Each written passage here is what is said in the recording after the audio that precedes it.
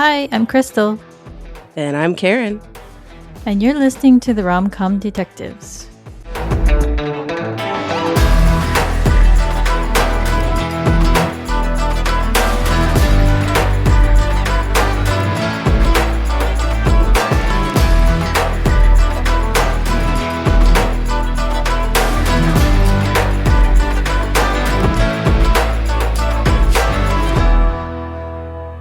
Welcome to Rom-Com Detectives, episode 62, a special bonus episode in our Mentalist unit. This episode contains the Q&A portion of the Mentalist Bullpen Discord server event that happened on March 7th, 2026. So I want to extend a big thanks to Karen, who helped me with a backup recording for the event. I was so paranoid that I would get it wrong or mess it up, and I did kind of mess it up too, so it's good that she did that. But Karen, can you tell us a bit what the Q&A was like from a viewer's perspective? Because for me, I was so stressed out with the I'm technical sure. difficulties, and I was hyper focused on not messing up. It was really chaotic at first because we did have technical difficulties. Just getting everybody in the right place and getting everything set up correctly and video, and then Tim left the room and couldn't get back in. But it was they were really gracious and just patient, and they were like, no problem, and they stayed for quite a while because they were early, and then they stayed still for 45 minutes after we got it going. So it was really great. They were really like a lot of banter and making fun of each other a little bit, and yeah, it was great. And to clarify for our listeners, I know we're an audio only podcast, but this is actually a video episode because it contains in part some of the video we were able to capture before our technical difficulties, and then later on also contains the event chat. It's still fine to listen to as audio only, but if you want to see the interactive chat from the event, it's probably best viewed on our YouTube channel, since I'm not sure how easy it will be to read on small phone screens. But ultimately, it's up to you. Alrighty, without further ado, here's the replay of the Mentalist Bullpen Q&A with Owen Yeoman and Tim Kang of the TV Police Podcast. Yeoman on my profile. That's how I'm seeing you as full name Owen Yeoman. So means you went to the trouble of not only making your profile Iceman, but your real name Iceman. Did you make it Iceman or just Iceman? Yeah. Owen Yeoman is a bit of a nerd, so just why don't you do the initials OY? Oh yes, yeah. You could be Iceman and O-Man. There we are. I'm gonna open the channel to other people, so everybody's gonna start joining. Okay. Oh, now I can hear you. That's great. Now you can hear me. Whatever. Yeah, it's a giant whatever. Okay. There we go. Oh, Wazza. Oh, okay. There's a lot of boops. Hello, everyone. Hey, everybody. Sorry we're late, everybody. Technical difficulties. It was a nightmare. Honestly, I've been waiting patiently here for 30 minutes, and the Iceman, he was in the wrong bullpen holding cell. Okay. Oh my goodness. It's so good to see everyone. I also like the fact that Owen, you're using the TV Police background. Where's yours? But where's yours? I decided this is a Discord event. It's different background. Not a TVP event. So yeah. Well, I as you well know, this is podcast backdrop. And I can see the sides. You know what I mean? Those people aren't able to join. Is that an issue? We should probably. Oh yeah, hang on. I gotta check that. I was trying to put the Red John smiley face up here, and then I realized that it sort of. Oh, I forgot we got those emoticons. I realized that it probably would dominate the space, so I decided not to do it. Tim, are you frozen? Are you still there?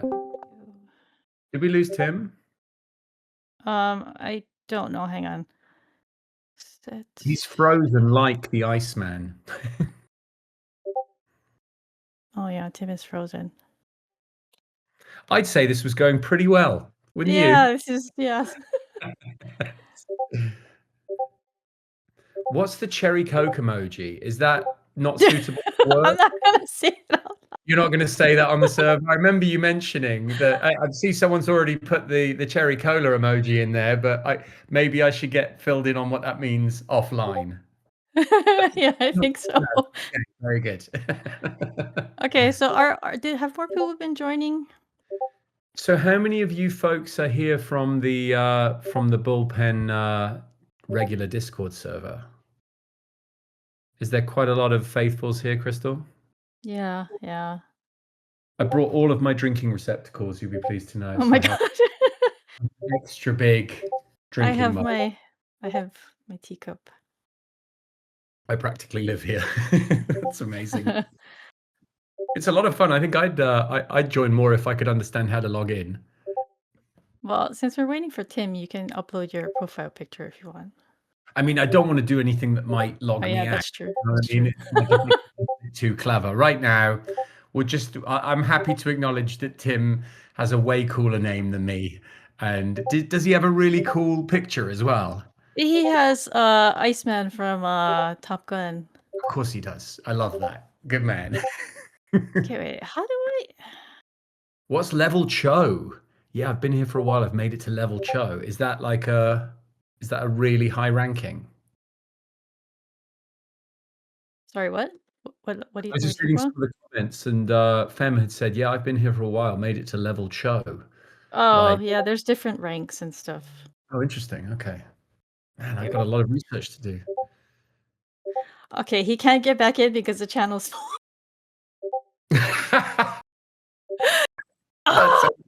Okay, who's going to sacrifice themselves so that Tim can come in? Oh my god. He's level 30. Now you're going to tell me that Cho is higher than Rigsby, and that's going to really upset me because now he's going to have a higher level and a cool name. Keyboard sounds crunchy. Yeah, Owen said the exact same thing.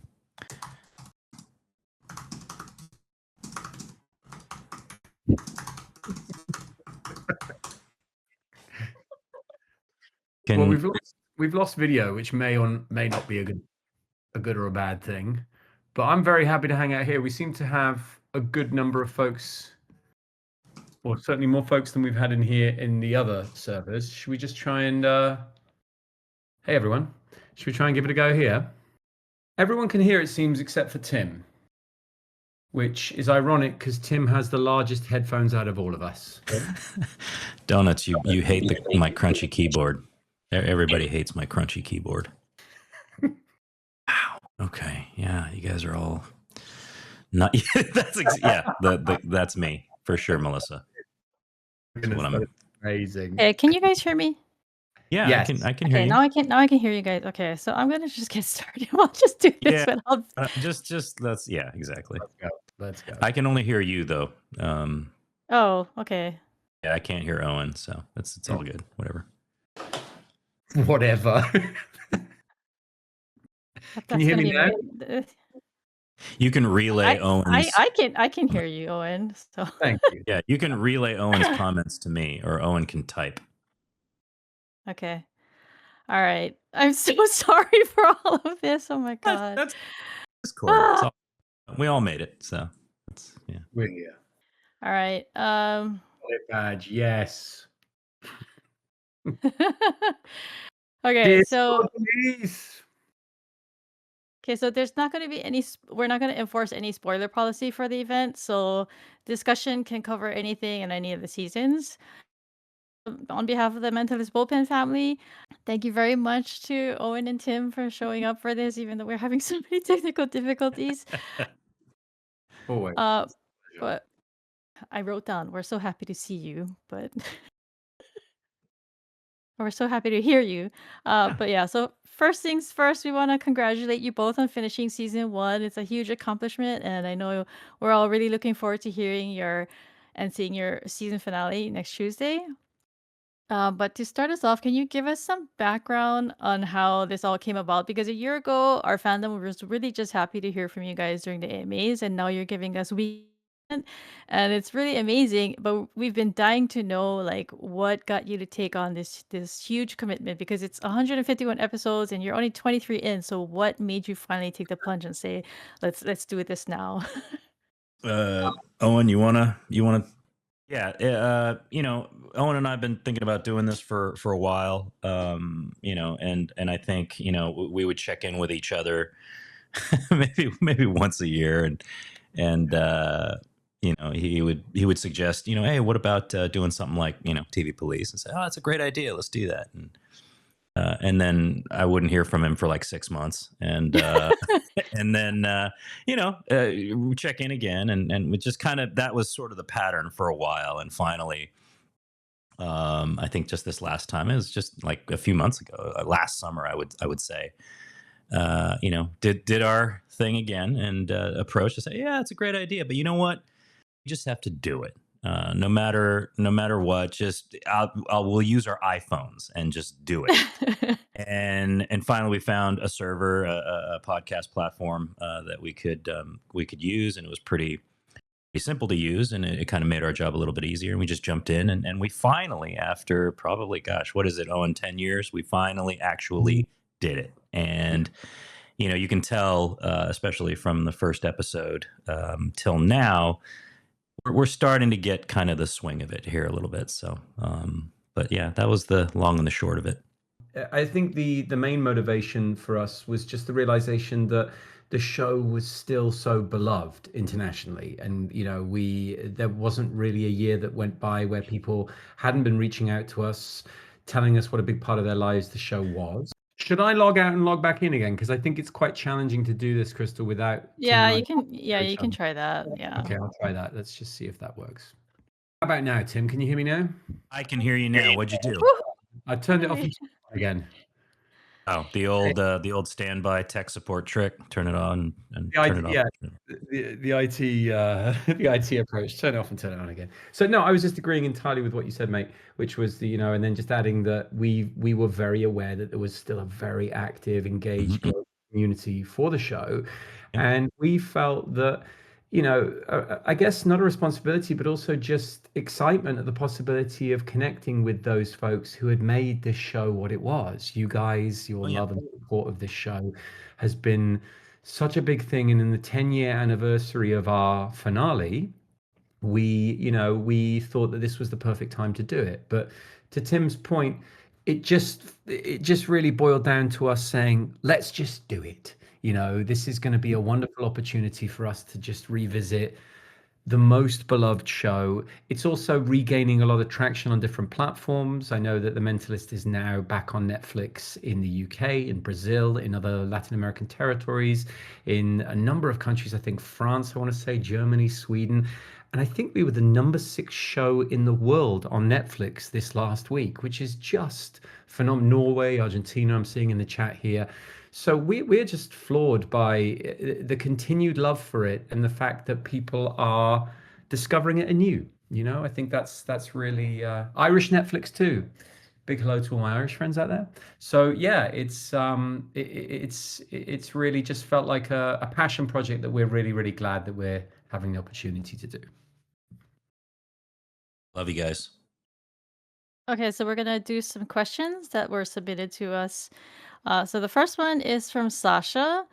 One of the things some of us love about performances on The Mentalist are the use of microexpressions. How do actors learn how to use microexpressions to convey emotion without words? Do you train for that in acting school, or is that something you have to figure out on your own with practice? Microexpressions. You're the master of microexpressions, Tim.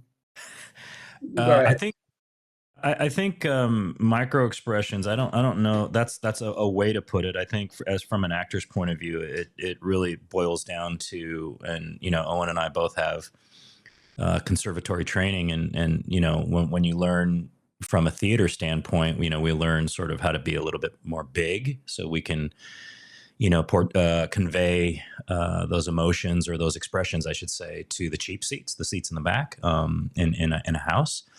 When you work with a camera, it's right up in your face, and you don't have to really do any of that. And so I think, from that training, the essentials are the same. You you have an objective that you want to reach, and once you do that internally, those micro express, and you do it in a free and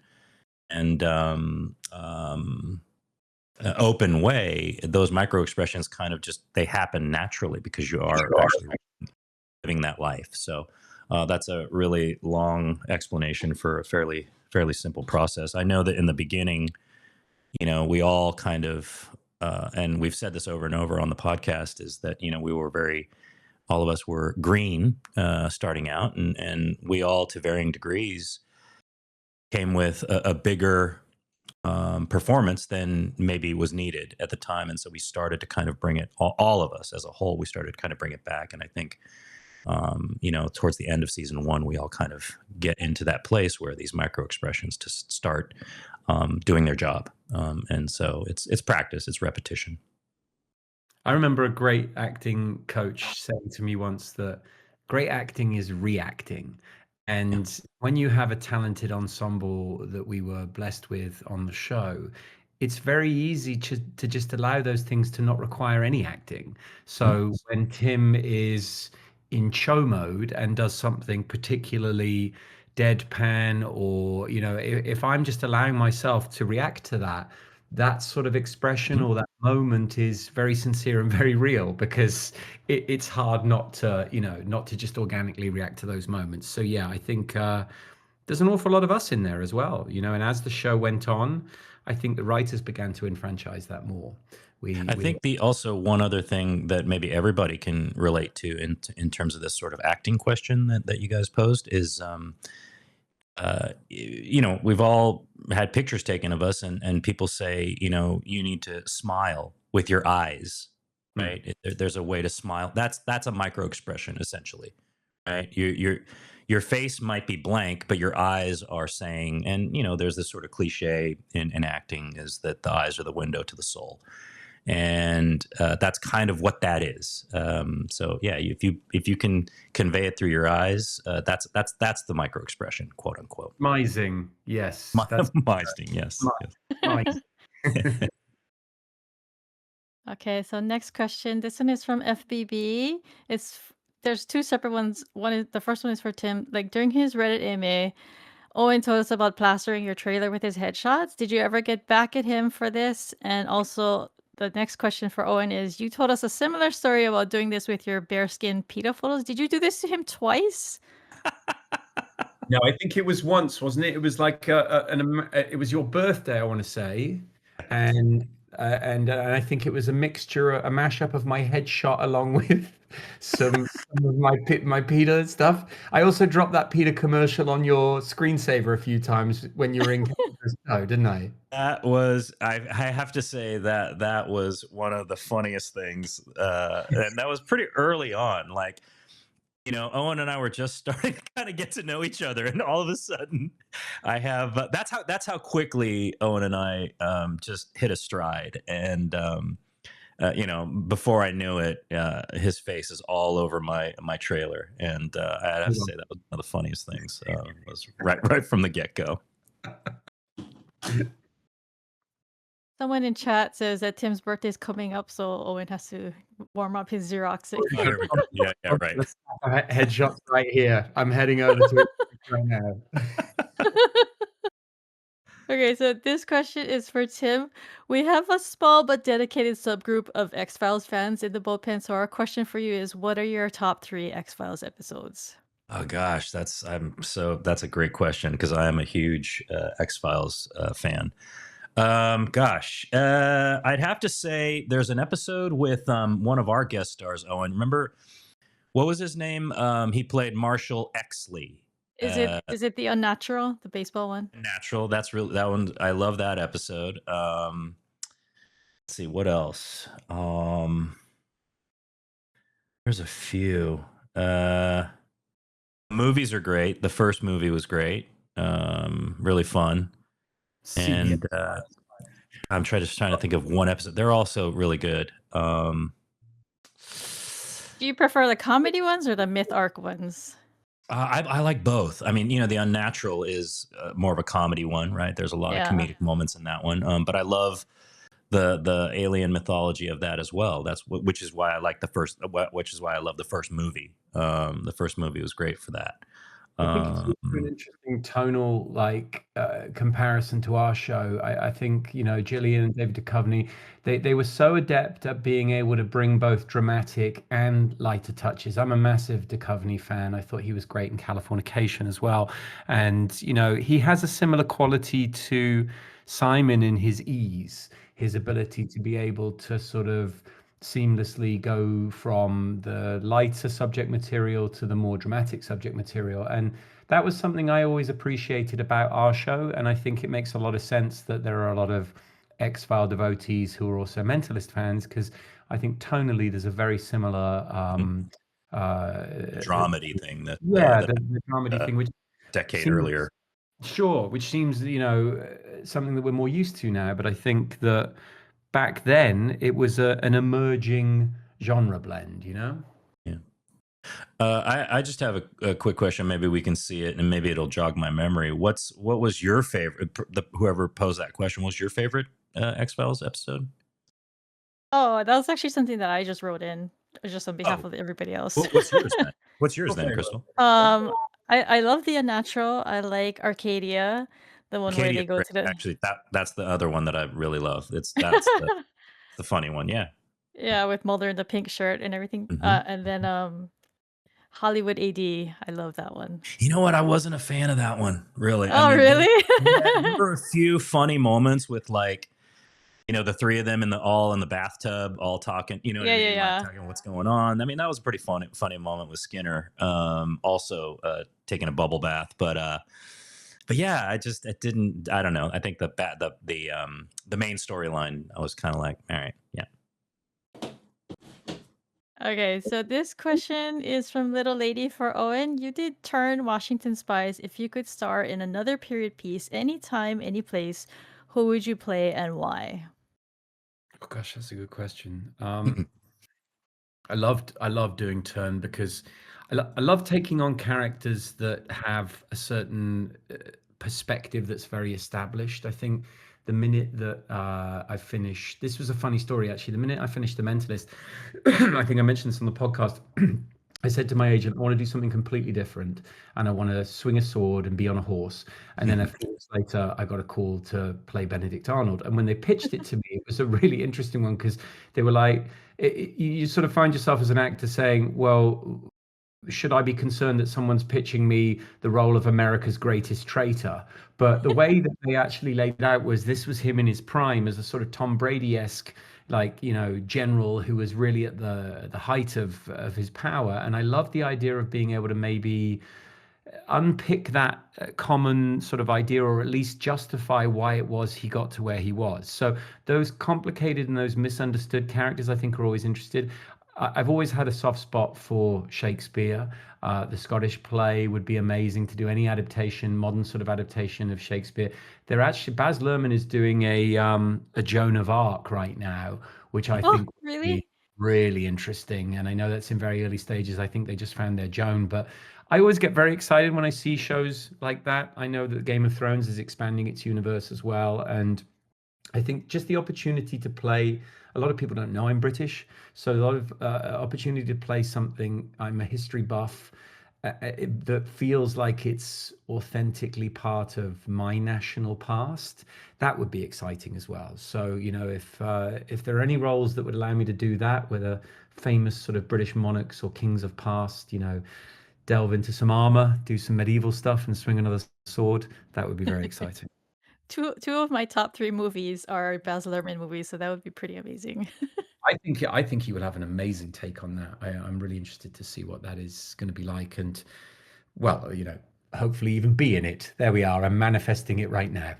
King Arthur. Good suggestion. King Arthur is actually a great one, especially with the Welsh link there. Yeah, why not? Let's lobby that for Owen Yeoman for King Oh, Arthur. Yeoman. I'm in. Okay, this question is from Expanse Liver. Kim has talked a couple of times about reading scripts repeatedly in preparation. Has it ever happened to either of you where you see a plot hole or a continuity error? And if so, what do you do? Do you just proceed as it's given to you and trust others are handling it, or do you say something?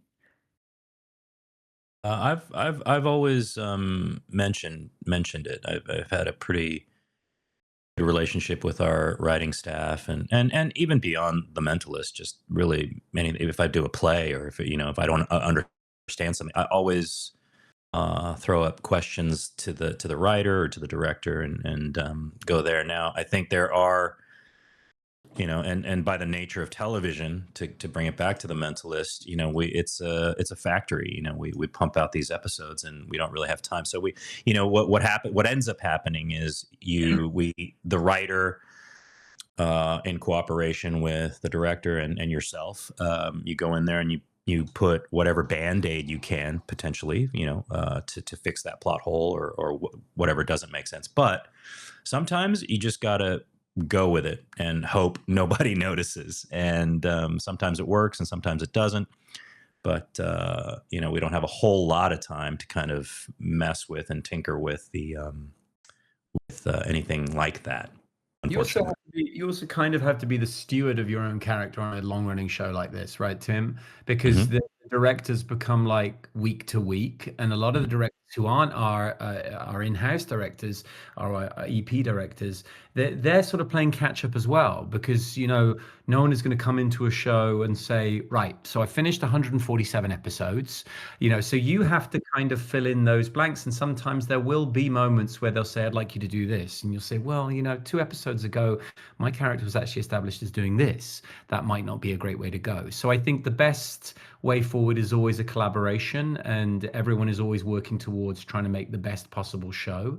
And I think that is a huge team effort from writers, directors, producers, actors, and editors. I don't think I've ever had, it doesn't happen often, but it does happen where and it has happened to me, where a director comes in and they haven't seen the show. Oh, really?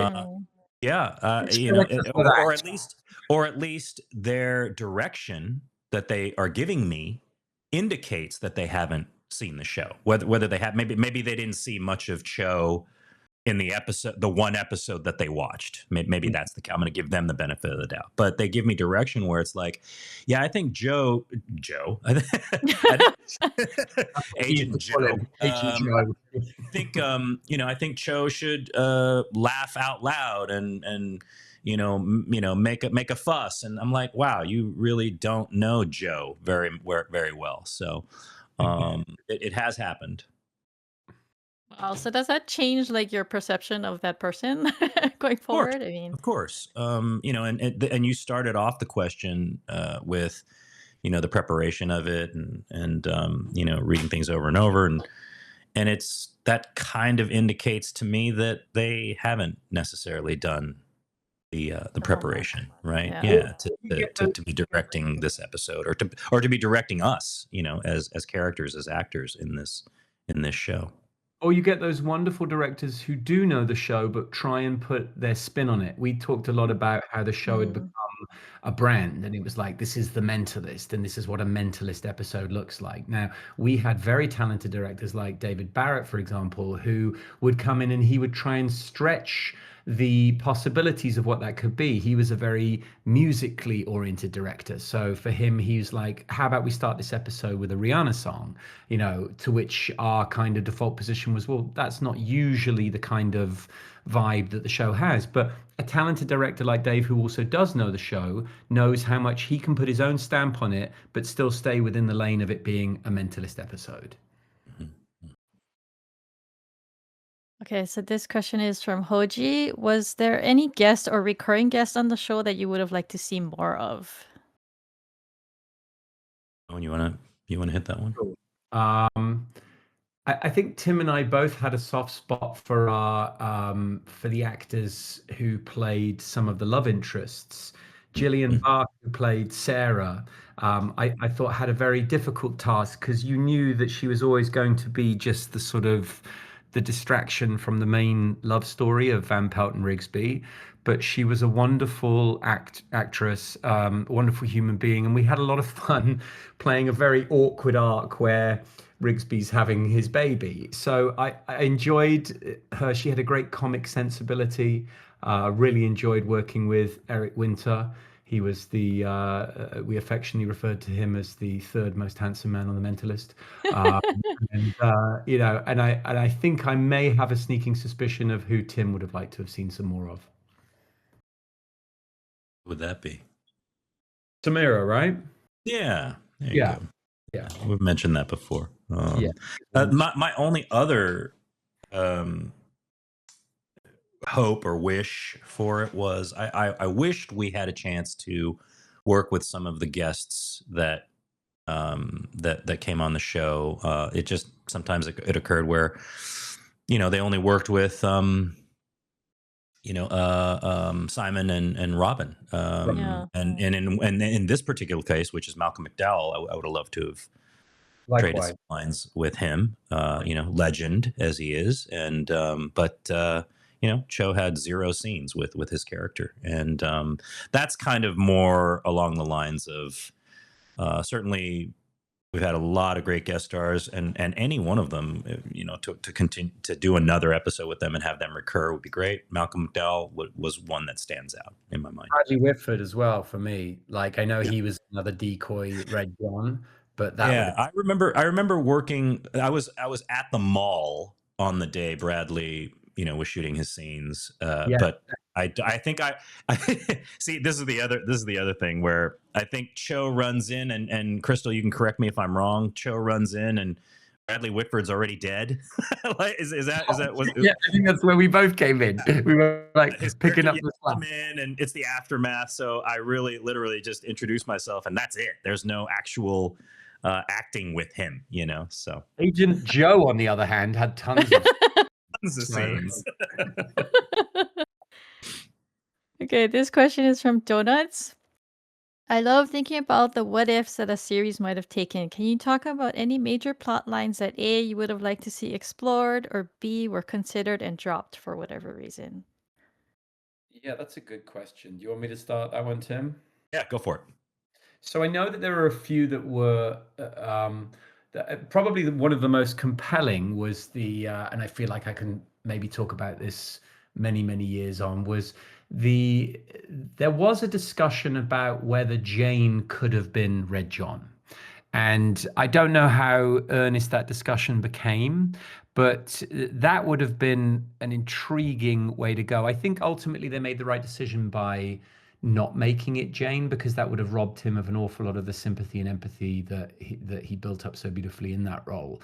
But boy, would that have made a different take on things if we found out that after all of this, that Jane was Red John. That was an interesting one. Also, when we found out that we were going to sort of depart the show, Van Pelt and Rigsby, I think from an actor point of view, you always want to go out in some sort of blaze of glory. So I said, what if we could have some like majorly heroic death scene? And I think that you forget that over several years and change, you don't want to rob an audience of a beloved character like that. And I think that the way in which they handled it, again, was the right way. And I think that is all credit to Bruno and his team, who just had such a great overarching sense of every piece of the puzzle and how that all fell into place.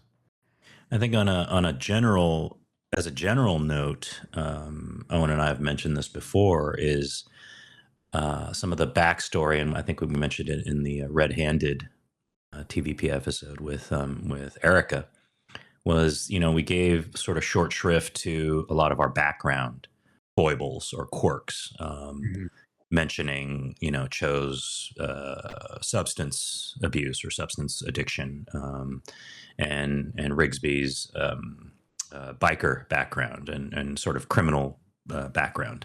Those would be very interesting, I think. Oh, I'd love to dug into those if we could explore some of those things. Now, I think those were introduced obviously to just give our characters some color. That's really what it was. I don't think there was ever any intention to take it any further than what we got. And that's all good and well. But to answer that question, yeah, some of those things that it was really interesting. I was like, wow, this could be great.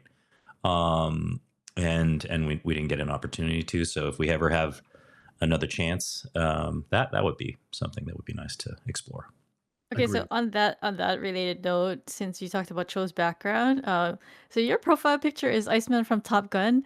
Did you have any, like, are you the one who chose nickname in the show, or was that just is it just a coincidence? No, I think that was a Ken Woodruff invention. Yeah. I'm not sure exactly if we go back to that episode where we dub Cho with that nickname. I want to say that was a Ken episode. Maybe I'm doing an Owen thing and giving Ken credit when it was actually an Erica episode. But yeah, I think that was there. And I think you are right in that. I remember it being a Ken episode. Okay, It sounds like a Ken thing, doesn't it? Okay, this next question is from Agent Jisbin. Was there any aspect of the show or mentalism or your character that you took home with you? Did you implement anything you learned from the show? Like, say, could you predict what your spouses needed, or were you able to tell whether one of your kids was telling the truth? I mean, I think anyone who's watched the TV Police, we've firmly established that Tim and I are the anti-mentalists. So I can't speak for Tim, but I will say this: the card trick that we did in the podcast, and me guessing his card and getting it right—that's as close as I've ever had to any form of mentalism success. Otherwise, absolute failure on that front. That and our one and only time of producing the same one-word recap. Oh, yes.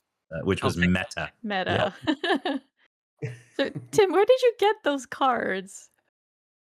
What do you mean? Where I just had them made up. I think you had them custom made? Yeah. No expense. My goodness. Okay, this question is from Scratch. Aside from The Mentalist, what body of work have you done that you're most proud of and want more people to watch? That's a good one. Tim, you go. Wow. I did an episode of Madam Secretary, and I had a lot of fun doing that show. It was I played a journalist in that episode as a guest role, and just exploring something that didn't have to do with law enforcement or military, because as we all know, we tend to get placed into boxes in Hollywood, and a majority of my work has been as a police officer or a soldier. It was really fun to play that role, and if we could expand that would be a lot of fun. I think very different from Cho or Katsumoto or any of these sort of more rough and tumble guys. Yeah, I think it's always exciting to get the opportunity to play something a little different. The power of TV is that you become part of people's living room, literally part of the furniture every week. And I think there is always the assumption that you are that character or you are that person. Even more so for me, I'm a Brit playing an American. So, when people would come up to me and say, oh, well, you must be just like Rigsby. Rigsby's very different to me personally.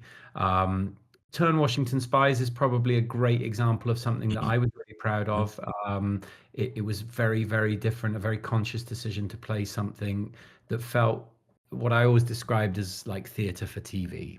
It was with a very talented bunch of wonderful, mainly theater actors, and Jamie Bell, who's phenomenal. That was exciting for me. After a long-running success, there's always that difficult question of what's next.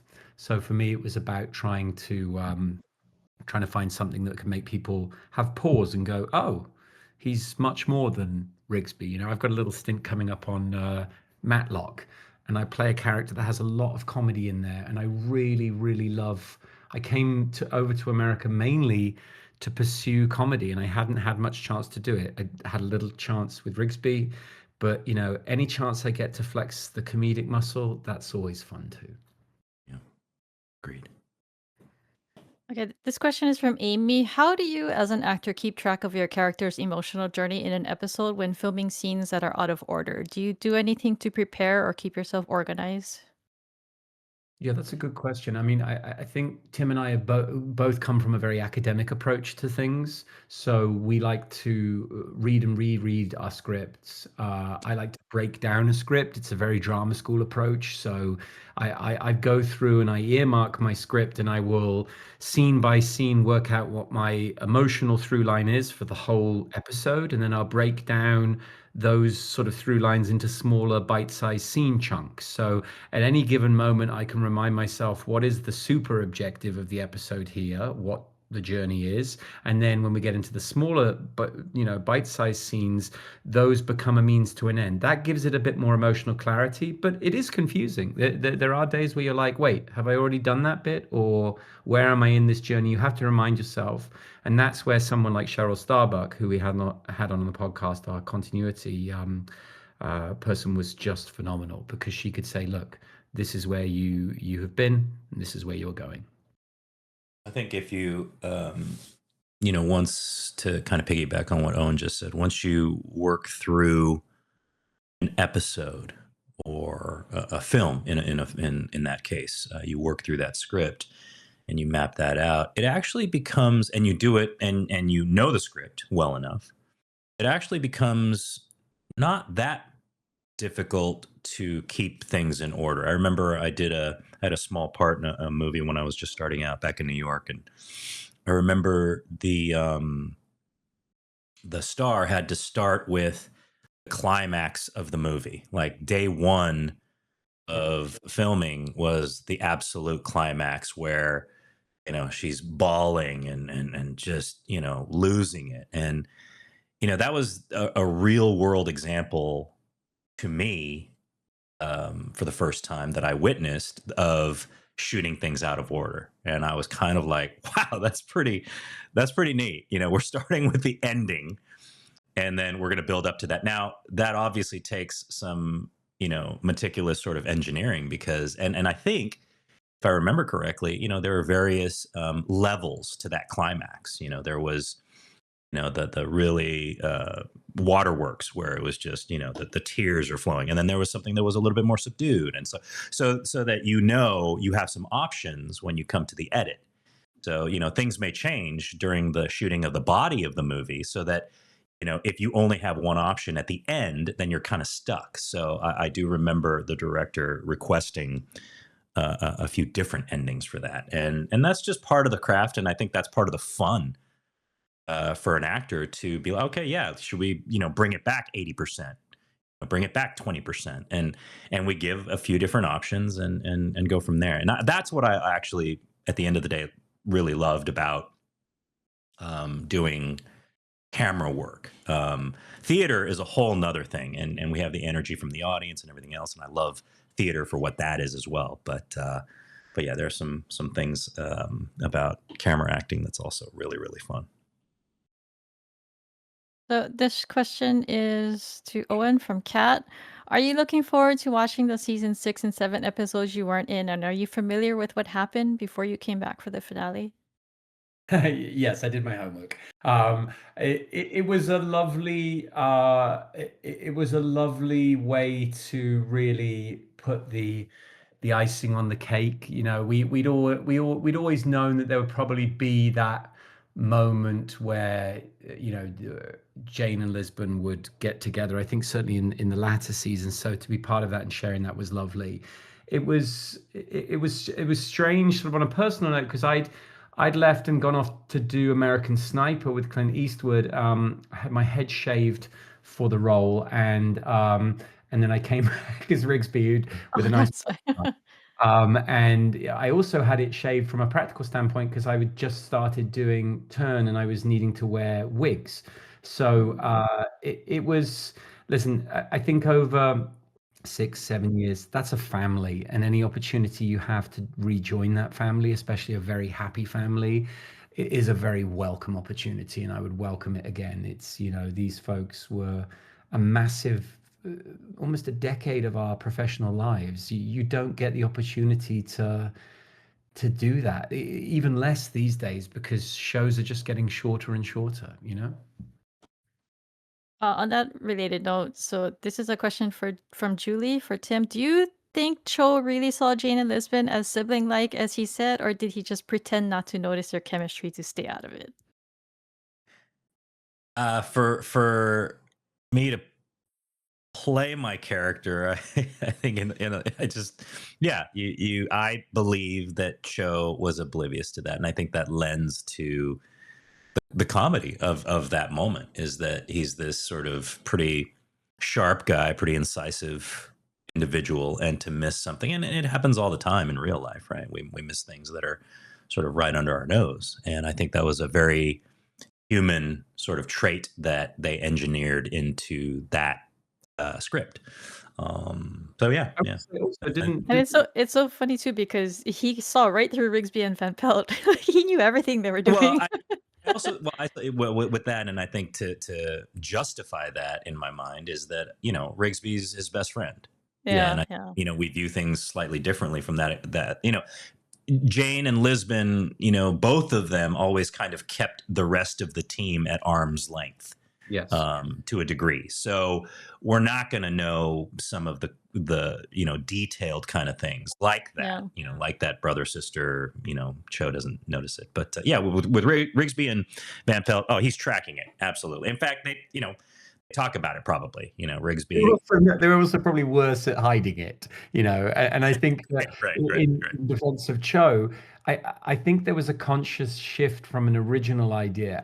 I think Bruno has spoken about it. He was very dogged on them remaining the brother and sister. And I think that this is the strange thing about a long running show, is that you have something that you don't often have on a movie, which is you have the opportunity to feel audience feedback.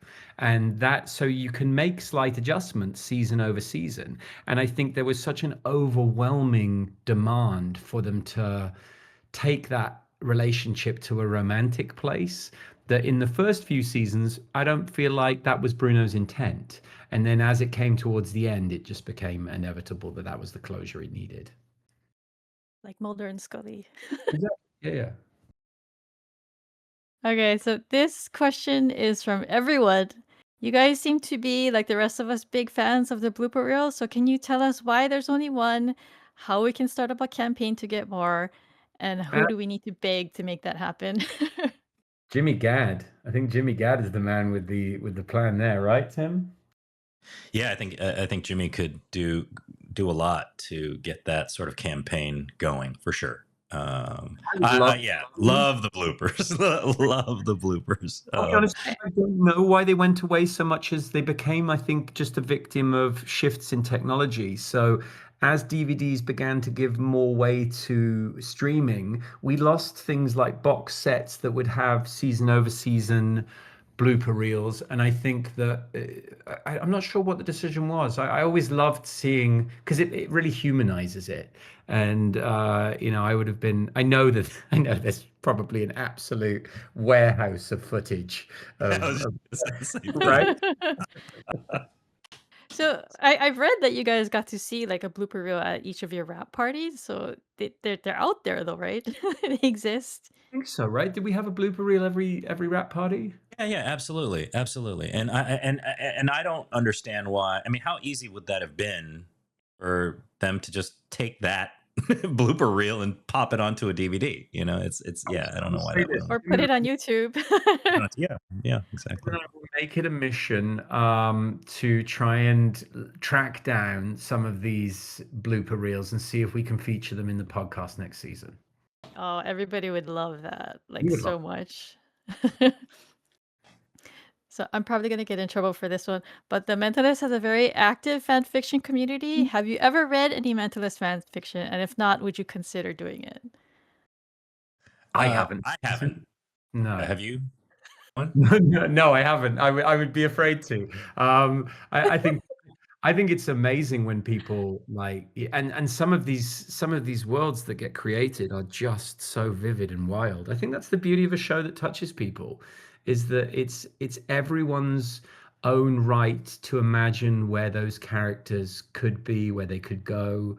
Are there any particularly compelling fan fiction stories that we should know about, Crystal?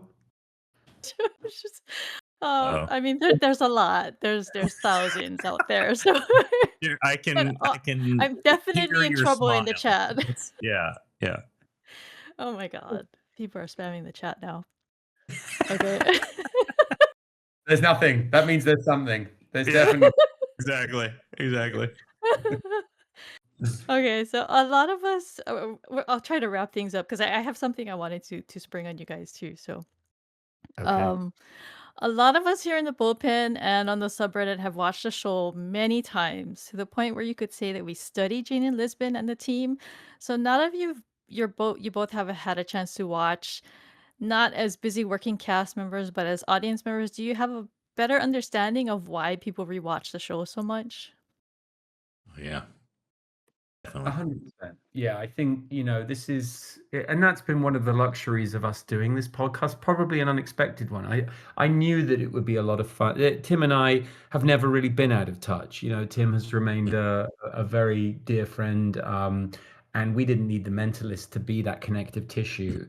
It's it's been wonderful to discover the show as an audience member and realize that I see the chemistry now 10 years on in a very different light because I'm almost a stranger to those people in the best possible way. I'm coming with 10 years distance. So as much as we recall, there are whole scenes and whole sections and sometimes whole episodes that I've never seen.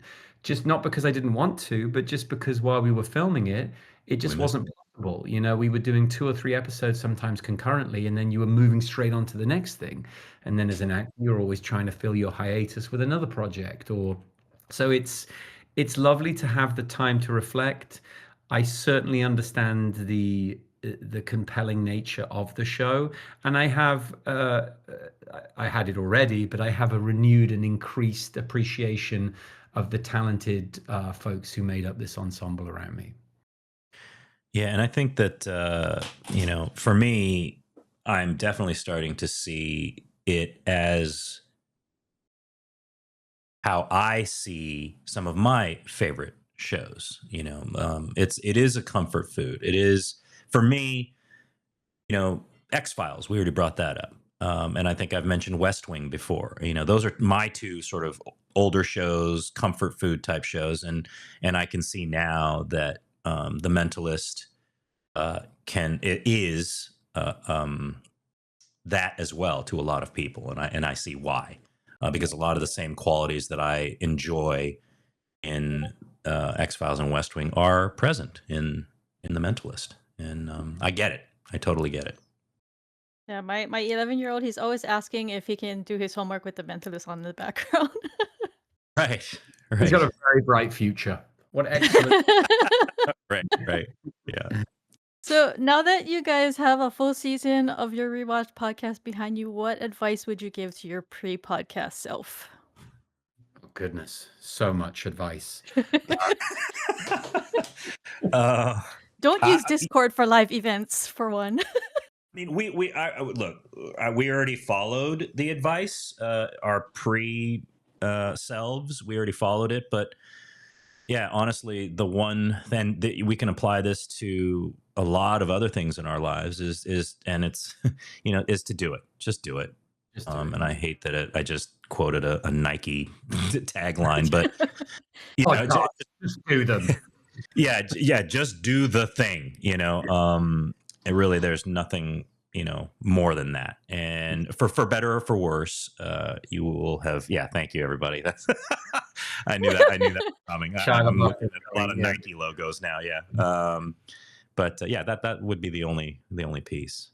And I think really our only challenges were technical ones. Tim and I had the creative, the sort of content side of things really cleanly mapped in our mind, and we have the wonderful structure of being able to rewatch these episodes. So a lot of that heavy lift is done for us. When people are starting a podcast that doesn't have a rewatch framework, there's obviously an awful lot more to consider in how you structure it. So we were able to benefit from that scaffolding, but it's not until you start doing things that you realize all of the audio, all of the video, all of the editing. I don't think people realize that Tim and I do everything on it. We edit it, we host it, we write it, we release it, we promote it. There's not a huge army or team, and going into It's literally me and him. Yeah. us. So we are more grateful than ever for the people who are tuning in and showing love for it, because it's very personal. This is us doing it, and hopefully we are moving into season 2 now with a production partner. So the minute we're able to talk about that, we will, and that will also just allow us to really focus on the creative side of things, which is what we're best at. Okay, so I'm gonna let you guys go pretty soon, but I have just one more thing. I'm hoping to. I want to spring a surprise quiz on you guys. my No. my rom-com co-hosts are probably groaning right now. But since there's 2 of you, I want to have you compete. Are you up for it? Here we go. Let's go. Okay, so I call this game Roll Call because all throughout your podcast season, you made it a TV police procedure to point out the unique names of characters on the show. So we're gonna test your memory palace of names. Oh, no. It's like it's called Roll Call, like ROLE, not ROLL. But it's like I've got the memory of a goldfish, so I'm not gonna roll. You were good at the names, though. I feel like this plays Yeah. into your strength. Okay, let's do this. Okay, so basically, I'm gonna give you a name. I have 10 names, and you're gonna buzz in by calling out your character name, so Cho or Rigsby. Then we're gonna identify them. You're gonna identify them as either victim, suspect, or killer. Oh, okay. Got it? Victim, suspect, or killer. Okay. Right. And to clarify, killer or victim status overrides suspect. So if a suspect turns out to be the killer, or they're later killed in the episode, the correct answer is killer or victim. I will never remember. Ready? Already, I'm in trouble. Like, but people in chat can play along, and you guys can look and stuff, but you don't know if they're right either. So it's a risk. If I can remember my character name, that will be a win. So, okay, first one, Mace Guthrie. Rigsby. Killer. Go, victim. Cho. Sorry, this is going well. Oh, and you buzzed in first. Go for it, bro. Yeah. Okay, yeah. victim. No. Okay, Tim, what is your answer? Tim, since he got it wrong, you can answer. I actually said suspect, and then I changed. I have a 50-50 chance now, and I'm gonna say Cho. Okay. No, seriously. I have a 50-50 chance. I will say victim.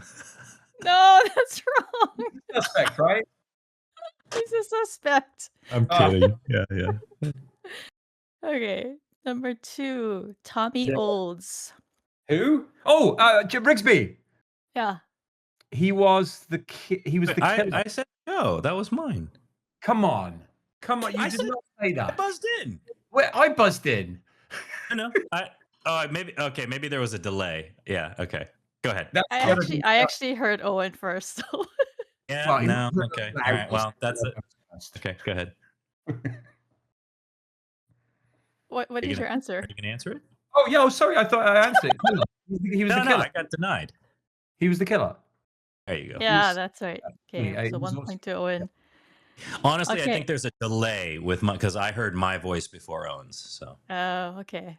This game isn't. I heard my own voice in my head first. Well, not in my headphones. In my head, Crystal, I've already answered the next question right. Come on now. You're putting words into my mouth. What are you doing now? Okay. Are you ready for the next one? I'm happy to split the points on that one. I don't mind being the bigger person. I don't. No, you don't have to throw me a bone. I'll get the next one. Right. You don't want my charity? That's fine. No. Okay, question 3. Flipper. We've been at it for like 10 minutes. Rigsby. Oh my god. Okay, Riggs. Cho. No, he was a suspect, but he didn't end up being the killer. He was the guy playing chess with Jane. Yeah, so he was a suspect. That's correct. Okay, are you ready for number 4? Me. Rigsby. No. Number 4. No. Linus. Oh my god. You guys are killing me. Linus Wagner. Evie, please. Show killer. Okay. Tim. Point for Tim. Yes. I got one. Good job. You got Nailed it. All right. Number 5. Shirali Arlov. Victim. Rigsby. Victim. What?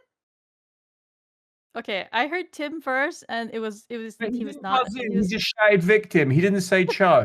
So But come on now. Come on. This is all right. Fine. well, he got it wrong anyway. So what is your answer? Owen? Tim got it wrong. Show killer. Show killer. Oh, wait there then. Okay, all right. So Cho said killer. And what was the name again? Give me the name again. Shirali Arlov. Oh, Shirali Arlov. Yes, that was that. Show suspect. Show suspect. He was But you already answered. You got it wrong. So he was the suspect. I remember him. He was the gangster, right? Yeah. With the he was the art guy. Yeah. art guy with the painting. He was a suspect. Yeah. Yeah, that's so what I. All right. It's 3-1, Owen. So you got to pick it up. No, Tim. I know what the score is. I got it. All right. Number 6. Jared Renfrew. Rigsby. Show suspect. Dang it. What? Wait a second. Are we buzzing in and then saying, or just shouting the answer? Because I feel like we're in chaos, right? I clearly said, and I'll push this over to the chat, but clearly that was Rigsby first, right? Come on. Yeah, I heard you first. So go ahead. Okay, remind me of the name again. Jared Renfrew. Jared Renfrew. That is. We just talked about that. I know we did. I know. That is a victim. Right, Donuts. This is a Very hearing good. test, and I'm not hearing it. Right. All right. Number 7. Paul Frick. Oh, Rigsby. Okay. Go. Suspect. Okay. I point to Owen because yes, he was a suspect. Thank you. All right. Number 8. Oh, frick. Such a weird name. It's such a weird name. I bet you Undine Kopecki's about to come up. Yeah, something along those lines. Okay. Number 8. Scarlett Marquesa. Oh, Rigsby. Okay. Suspect. Victim. Sorry, victim. No, your first answer incorrect. I meant victim. Victim. First answer incorrect. Victim. He technically said suspect first, so This game You is can have rigged. that one, Tim. You need the points. This game is rigged. That's not. It's Rigsby. Yeah. it's okay. I had tiebreaker questions, but at this point, we're not going to need them. Yeah. Yeah. We know. We know. Can I get a reminder of the score? No, we don't need to know the score. We're at 5-1 or 6-1 or I don't know. 6-1, sure. 6-1. We'll take that. That's because there's a delay on my microphone. That's why. No, number 9, Rulon Farnes. Oh, Cho. I heard Cho first. Yes. And yeah, okay, yes, okay, so Tim got that one. And that was the Rulon Farnes one. So this is my favorite comment in the chat. The score is Rigsby. That's pretty good. Wait, Okay. why is it Tim has been Rigsby'd? Can it be Tim has been Owened or Cho has been Rigsby'd? Oh man. Okay, number 10. Silence. Ready? Okay, Undine Kopecki. Rigsby. Oh, come on. He's just yelling as soon as I say I it. know. Oh, I like that one. Tim has been owned. That's a good one. Oh, nice. Yeah, I like that one. Wait, so what is your answer? Victim. Victim. Very good. All right. Good job. Owen wins this round. We I can think bring this back for season 2, and you guys I can think keep that in Owen mind. just edged me out of that win there, right? What's the score? 9-1. 9-1. It's like a Tottenham Hotspur game. Just by the skin of his teeth, I think Owen won that round. So We'll have a rematch soon. Yeah. Okay, so that's all that I have for you guys, but I just wanted to note that we have not forgotten that you said that you would have a knitting update with season 2, so we know that's coming up. Mhm. Yeah, I'm glad that you called me on that, Crystal. Great. So currently, here's the update. Went to Michael's, the crafting store, purchased some knitting needles, purchased some wool, and that's it. So Okay, I really need to take the 3 months ago. I did that. Yeah, I did that before Christmas. So I need to tell you that knitting and crocheting are 2 separate things. So every Sure. time you say that you're crocheting, you're knitting, it's well, so. I mean, that's an insight into how rubbish I am. I don't even know what to call it. You should have seen me when I was in Michael's. I said to them, I said, I need something to, what's that knitting? I need some crocheting stuff. And the guy just went, come here. And he took me to he went, I think this is what you're referring to. And I went, yes. Here, just take these. Yeah. It's so funny because every time you talk like that, it's like if someone invites you to go rollerblading and you show up in ice skates. That's exactly a beautiful analogy. I'm bringing crocheting to a knitting party. That is how off the score I am. But I feel like the knitting could become like our Red John. Like you always hear about it, but you never quite see it. So I'm going to see now how long I can keep stretching that for. And then since Tim is such a talented knitter, I have some bad news for you, Tim. So some knitters have like a side hustle where they sell patterns and stuff. And I actually remembered this, and I'm not making this up. People can go look it up. But I have bought a pattern from a lady who uses the business name Tin Can Knits. Perfect. We need tin can. So that name is taken already. So. There goes your side hustle, Tim. That was a name that was, given to me by Owen's beautiful daughter. So, I think all credit needs to go to her, right, Owen? I mean, she was amazing it was actually when I was opening up your wonderful Lego gift, Crystal. For those of you who hadn't seen it, my youngest daughter, Phoenix, she picked up the thing and I said, oh no, I've got to open that on the podcast. And she looked at me and she said, on the podcast with Tin Can? And I said, almost, darling, almost. Yeah. Yeah. Close, very close.